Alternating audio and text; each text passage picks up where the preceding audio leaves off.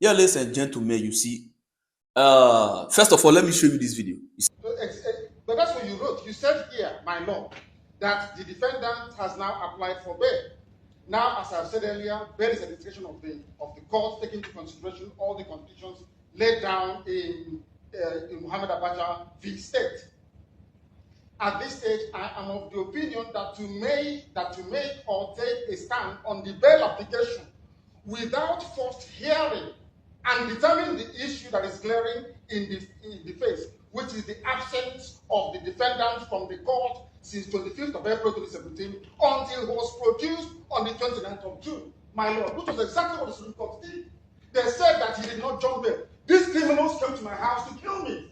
That's what the Supreme Court said. This is in your own ruling, in your own court, my lord.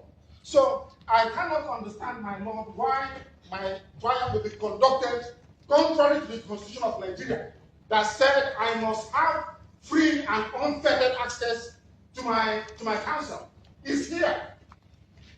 This is the law of Nigeria. That's the video of nnamdi Kanu agitating in court today, trying to prove to the judge that he's not supposed to be in custody. Or if he should be in custody, he should be in Kuje prison, not DSS custody. They should remand him to Kuje prison. He prefers to be there. Then he also argued or agitated that they must allow him access to his lawyers and his doctors, which the court have granted for him, that he can see his lawyers, at least 5 representatives. 5 of his lawyers can come to see him in any per time he wants to see them. Then he have access to see any doctor he choose to see in Nigeria. Now, let me show you this other video.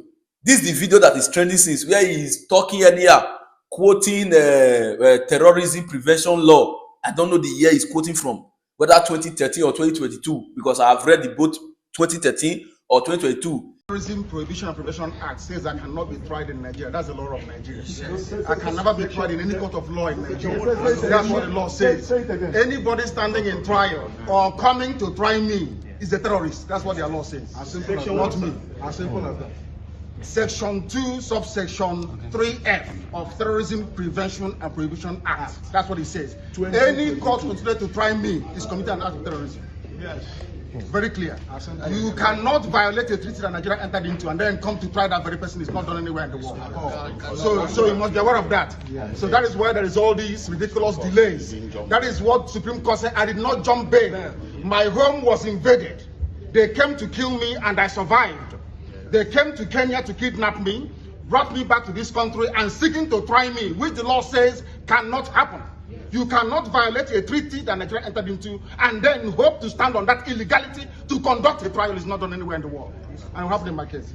Nobody has, there's no exception. No exception whatsoever. That's what the law says. Section 12 of the Constitution, what does it say? Any treaty ratified by Nigeria becomes law. It's law. You cannot change it. It doesn't matter what they do. All these shenanigans is just pure rubbish. You never stand. Not with me. I believe in justice and fairness, that's all. Nigeria is signed to extradite, not to rendition.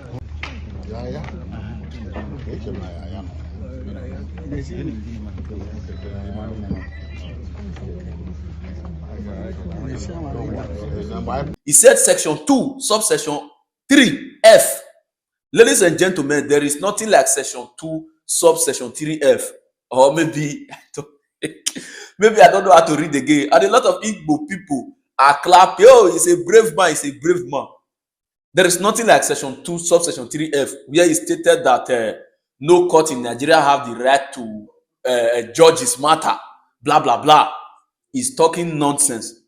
And some people are clapping. Instead of you to go and check if what he's quoting is actually in the law, there is nothing like that. But moving away from there, do you know that nnamdi Kanu, the more he talks, the more he puts himself into more trouble? How do I mean? nnamdi Kanu is accusing Nigeria government of kidnap. He said they came to kidnap him from Kenya. Come on, when somebody is talking, let's try to listen. He said they came first. He does not want to even acknowledge that the federal government arrested him. He does not want to acknowledge the fact that he's under federal government custody. To him now, it is just one person that is trying to use his head. And that is where he's getting it wrong. People are clapping for Nnamdi Kanu, calling foolishness bravery.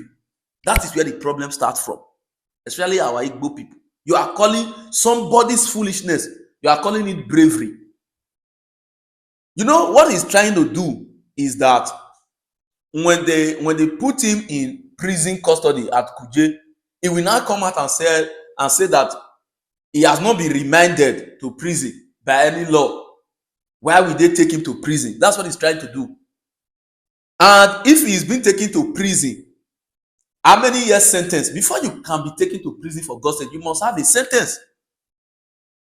He's trying to set the federal government up. You don't know, say that trick when you want to play.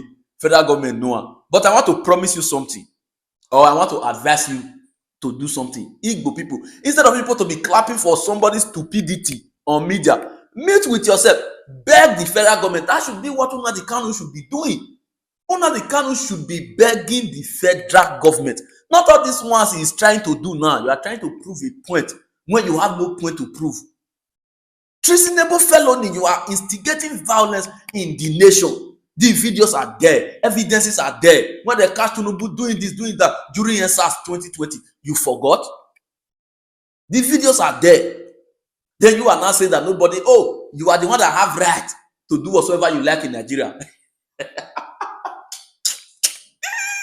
But you see, I want to thank federal government for taking good care of Nnamdi Kanu. He's looking healthy.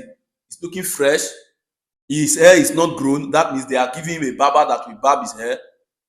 His clothes is not faded. They are helping him to take care of those clothes. They are ironing his clothes for him. They are pampering him in DSS custody. They are pampering Nnamdi Kanu in DSS custody.